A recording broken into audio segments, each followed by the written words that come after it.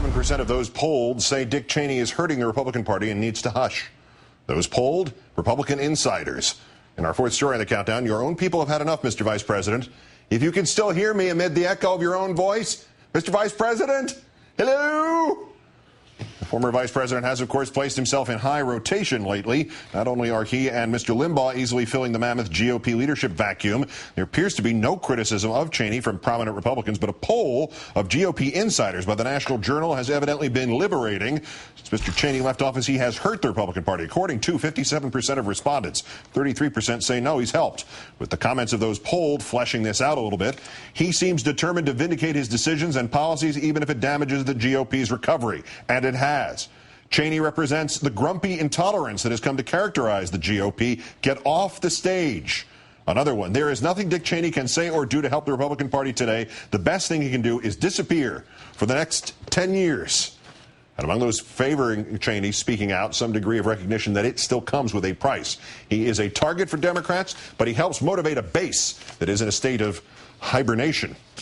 Let's turn now to Washington Post White House reporter, author of its online political blog, The Fix, Chris Cillizza. Good evening, Chris. Good evening, Keith. Your publication also looked at this recently with a GOP strategist who was speaking anonymously, and the quote was, while Cheney is entirely unhelpful, no one has the standing to show him the door. Is that where the entire party stands right now? Is it stuck? In some ways it is, Keith. You know, what I was struck by in that story was a great story by my colleague Dan Bowles. None of the Republicans who criticized Dick Cheney and none of the people in that National Journal poll you quoted spoke on the record, which is sort of remarkable that he still carries a significant weight that people are concerned. He's not going to come back and be president or vice president. He's made that very clear. But people are still within the party, are still worried enough, concerned enough about offending him that they're not speaking for the record. I mean, I think that shows you the weight that he still carries. Is it something to do with the vacuum around him, that there's no background, there's just him and a blank screen behind him? Because he was, after all, at about a 13% approval rating. He's no longer in office, and other than if he wants to go back into Congress, there isn't one he can get. Where is the... How is he generating this much fear? Is it just that there's nowhere else to hide in the event of a lightning strike? I only laugh, Keith, because I was on TV last night when lightning almost struck me, so I'm a little worried about that. But look, I think that one issue with Dick Cheney is his willingness to go out there. Is that there aren't that many people willing to go out there and directly criticize Barack Obama's policies. People with an eye on 2012, Mitt Romney, Bobby Jindal, Tim Pawlenty.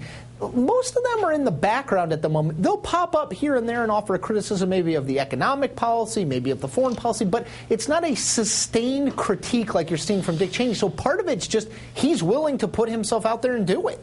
Well, they never did groom anybody during that administration to succeed them in power, so it's kind of a self-fulfilling prophecy, I guess. But if we take Mr. Cheney at his word here that he's speaking out as a matter of principle, as a matter of his principle, when does he begin to scale it back so the rest of the party can get into that room, or is the answer never, because the real motives are actually much more tied up in self-interest? Well, I think we will find out what his true motives are over the next 6 months to a year. There is no political calculus that says Dick Cheney should continue to stay out here and be the most visible figure in the party. He is among the least popular, if not the least popular figure in the party. And the idea that people want to revisit and relitigate the Bush years is totally false from a political perspective. So if he is truly a team player, a party player, he will move and recede into the background and let other people step forward. Now, the Republican Party is going to have to push maybe a few people forward here if Dick Cheney doesn't want to get off the stage. But it's a critical moment. The next 6 months to 12 months, I think, will tell us a lot about, is he a team player, or is he really about protecting the Dick Cheney / George W. Bush legacy? Well, that's the whole context on all of our sides, right? The Democrats, the Republicans, the media. Are we all missing the larger point here? People are trying to analyze his actions in context, particularly in context of the Republican Party. But is this not outside that realm now? It's another universe. It's about where his life winds up, because Iraq has to be connected to al-Qaeda. He's still working on that one. He still believes that torture saved the nation. He has got to pound these things. They have to be literally the last things he says on earth, don't they? Well, you know, Keith, this is someone in Dick Cheney who has spent a very long time in public office. You know, we forget he's been in several administrations, as well as serving as a member of Congress from Wyoming. This is someone who is not immune from the idea of protecting or burnishing his legacy. So there is obviously a part of that. It's fascinating, though, the dichotomy between George W. Bush, who has largely stayed almost entirely out of the spotlight, and his vice president, who has been in the spotlight far more than he was in the final years of the Bush presidency. It's an amazing split there. I wish I could know what goes on, if they do talk, what goes on in those conversations between those two men. It's just fascinating. Chris Cillizza of The Washington Post, thanks for your time. Watch out for those electrical storms. I'll do my best. Thanks, Keith.